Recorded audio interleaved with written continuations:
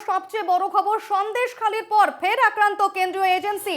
ভূপতিনগরে এনআইএর উপর হামলা, বিস্ফোরণ কাণ্ডের তদন্তে গিয়ে আক্রান্ত এনআইএ। অভিযুক্তদের খোঁজ করার সময় বিক্ষোভ হয় এবং গভীর রাতে হামলা হয় বলে অভিযোগ। কেন্দ্রীয় তদন্তকারী সংস্থাকে লক্ষ্য করে ইট পাথর ছোড়া হয়, গাড়ির কাঁচ ভাঙা হয়, এই অভিযোগ করছেন এনআইএর তদন্তকারী আধিকারিকরা। এই মুহূর্তে সবচেয়ে বড় খবর, সন্দেশখালির পর ফের আক্রান্ত কেন্দ্রীয় এজেন্সি এবং আক্রান্ত কেন্দ্রীয় এজেন্সির ভূপতিনগরে গিয়ে এনআইএ ওপর হামলা করা হয়, তাদের গাড়ির কাঁচ ভেঙে দেওয়া হয় বলে অভিযোগ। আমাদের সঙ্গে এই মুহূর্তে টেলিফোন লাইনে রয়েছেন প্রতিনিধি কাজল মাইতি। কাজল, কি জানাচ্ছ, ঠিক কি কারণে এনআইএ তদন্তকারী আধিকারিকদের উপর হামলা করা হয়, তাদের গাড়ির কাঁচ ভাঙা হয়, কারা করেছেন এই ঘটনা, কি জানা যাচ্ছে বিস্তারিত? দেখো, যেটা বলা যায় যে সন্দেশখালিতে যে কেন্দ্রীয় এজেন্সি গিয়েছিল, যেমন আক্রমণ হয়েছিল, ঠিক একইভাবে কিন্তু আজকে দেখতে পেলাম পূর্ব মেদিনীপুর জেলার ভূপতিনগর থানা এলাকায়, যেখানে বিস্ফোরণ ঘটেছিল, সেখানে নির্দেশ ছিল হাইকোর্টের যে এখানে এনআইএ তদন্ত করবে। এবং সেই মতো এনআইএর আজকে যখন ভোরে অফিসাররা আসে এবং সেখানে এক ব্যক্তিকে আটক করে, এবং এই আটক করার পরে যখন গাড়িতে তাকে তোলা হয়, সেই সময় হঠাৎ করে উত্তেজনা ছড়িয়ে পড়ে এলাকায়, এবং সেই উত্তেজনা এতটাই ছড়িয়ে পড়ে যে ইট পাটকেল ছুটতে থাকে, এবং ইট পাটকেল ছোড়ার ফলে এই এনআইএর যে গাড়ি ছিল সেই গাড়ির কাঁচ ভেঙে যায়, এবং সেখানে কিন্তু কেন্দ্রীয় এজেন্সির দুজনের গায়ে লেগেছে, এমনটাই কিন্তু জানা গিয়েছে।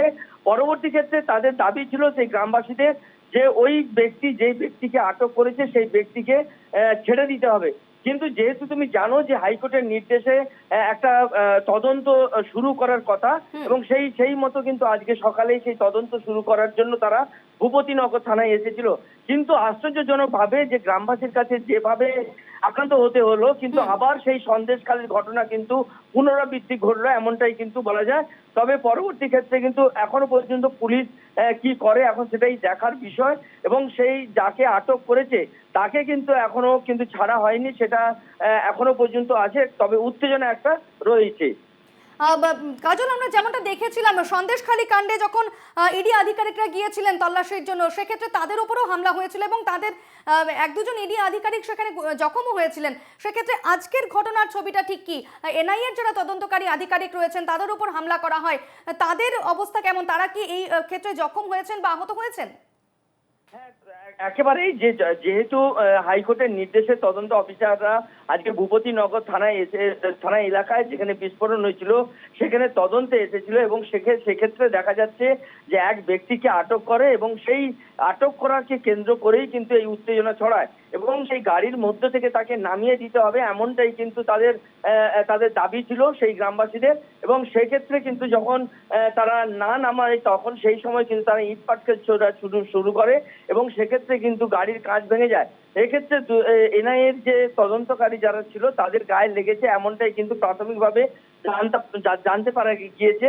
তবে এখনো পর্যন্ত যে ঘটনা, সেই ঘটনা পুরো সঠিক যে পুলিশ গেলে তবেই আমরা পুরো বিষয়টা জানতে পারবো। তবে গ্রামবাসীদের যে বিক্ষোভ, সে বিক্ষোভ কিন্তু রয়েছে, এখনো পর্যন্ত এলাকায় কিন্তু উত্তেজনা রয়েছে। স্থানীয় পুলিশ কি বলছে? পুলিশের তরফ থেকে এই বিষয়ে কি কোনো প্রতিক্রিয়া পাওয়া গেছে? দেখো, যেহেতু এনআইএ তদন্তকারী সংস্থা, তারা এসে এই তদন্ত করবে, সেক্ষেত্রে পুলিশকে খানিকটা জানাতে হয় যে থানা থাকে, এবং সেক্ষেত্রে সেই থানাকে জানানোর পরেও তারপরে কি হয়েছে এখনো পর্যন্ত কিন্তু সেই থানা পুলিশ অফিসাররা এখনো পর্যন্ত আমাদের সঙ্গে কথা বলছে না। ফলে যেহেতু উত্তেজনা রয়েছে, সেই কারণে কিছুক্ষণ পরেই আমরা কিন্তু জানবো পুরো বিষয়টা নিয়ে ভূপতিনগর থানার পুলিশ কি ভূমিকা পালন করেছে। এই মুহূর্তের ছবিটা ঠিক কি কাজল? দেখো, এই মুহূর্তে ছবি যেটা, সেই ব্যক্তি যাকে আটক করেছিল তাকে কিন্তু এখনো পর্যন্ত ছাড়া হয়নি, এবং গ্রামবাসীরা সেই দাবিতেই অনড় রয়েছে। যেহেতু কেন্দ্রীয় এজেন্সির গাড়ি ভাঙচুর হয়েছে, সেহেতু কিন্তু একেবারে সন্দেশখালীর ঘটনার কিন্তু আবার পুনরাবৃত্তি ঘটলো, এবং সেক্ষেত্রে উত্তেজনা একটা রয়েছে। পরবর্তী ক্ষেত্রে কি পদক্ষেপ নেয় ভূপতিনগর থানার পুলিশ, সেই এখন দেখার বিষয়। বেশ, আপাতত ধন্যবাদ কাজল, এই খবরে নজর রেখো। ইডির পর এবার এনআইএ ফের তদন্তে গিয়ে আক্রান্ত কেন্দ্রীয় তদন্তকারী সংস্থার আধিকারিকরা। শুক্রবার গভীর রাতে ঘটনাটি ঘটেছে পূর্ব মেদিনীপুরের ভূপতিনগরে। 2022 সালে ডিসেম্বর মাসে ভয়াবহ বিস্ফোরণে কেঁপে উঠেছিল পূর্ব মেদিনীপুরের ভূপতিনগর, এবং ওই বিস্ফোরণে 3 জনের মৃত্যুর ঘটনাও ঘটে। আদালতের নির্দেশে ভূপতিনগর বোমা বিস্ফোরণের তদন্ত করছে তদন্তকারী সংস্থা এনআইএ। সেই সূত্রেই শুক্রবার রাতে ভূপতিনগরে গিয়ে একাংশ গ্রামবাসীর বিক্ষোভের মুখে পড়তে হয় এনআইএর আধিকারিকদের, এমনটাই অভিযোগ। এমনকি কেন্দ্রীয় তদন্তকারী সংস্থার একটি গাড়ির কাচও ভেঙে দেওয়া হয় বলে অভিযোগ এবং হামলায় জখম হয়েছেন দুজন আধিকারিক, এমনটাই কিন্তু জানা যাচ্ছে আপাতত।